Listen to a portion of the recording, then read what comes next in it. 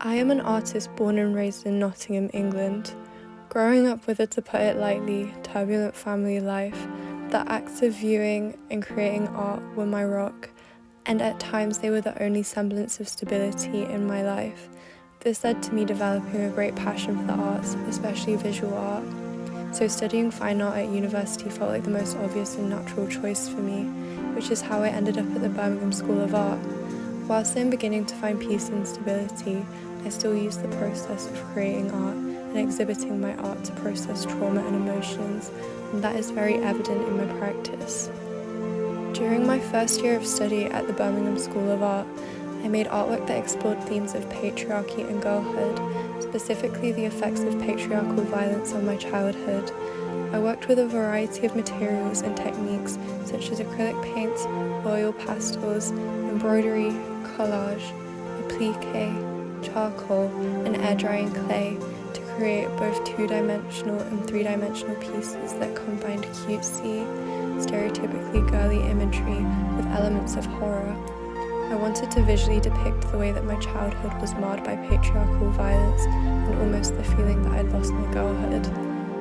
And whilst I felt that visually my artworks conveyed the feelings that I wanted them to, I also felt that the techniques that I used in order to create them could have reflected the meaning of my work more. That being said, making these specific pieces was still a big step forward for me. I knew that I'd never be able to look back at that time of my life without feeling some sort of sadness or shame. So I used my practice as a way to accept the things that I cannot change and to embrace the horrors of my childhood without feeling completely ashamed. During my second year of study at the Birmingham School of Art, I strayed from creating work about childhood and patriarchy and started making artwork that explored themes of emotion through experimenting with shape and colour. I started off by making abstract paintings that to me represented specific feelings, especially those of isolation.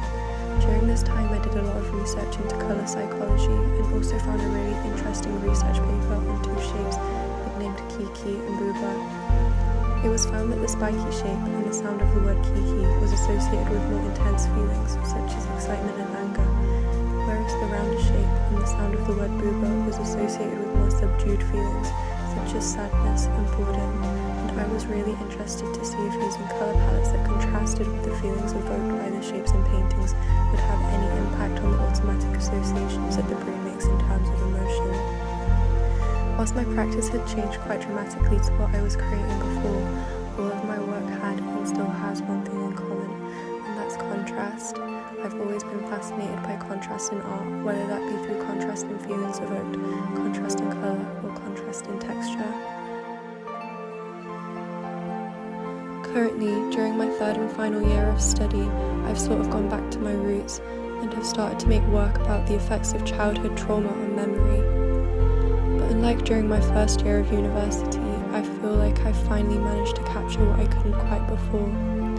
I use the process of layering various types of paints, salt, masking fluid, ink pencils, water from a spray bottle, and pen onto handmade watercolour paper to create bittersweet, abstract, almost surrealist scenes that depict the complicated nature of childhood trauma.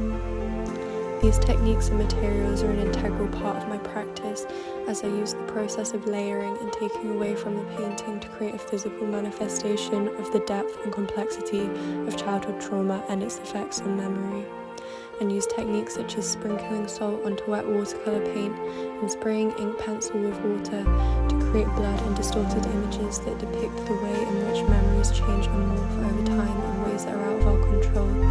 I use a mixture of childlike imagery alongside imagery of decay to create whimsical yet subtly dark paintings that showcase the contradictory nature of the feelings that are evoked when reminiscing on childhood memories. Another recurring image that has emerged through my practice is the use of abstract line work. This creates the feeling of the subject slipping away while still trying to hold on, which further reinforces the confusing and contradictory effects of trauma on childhood memories.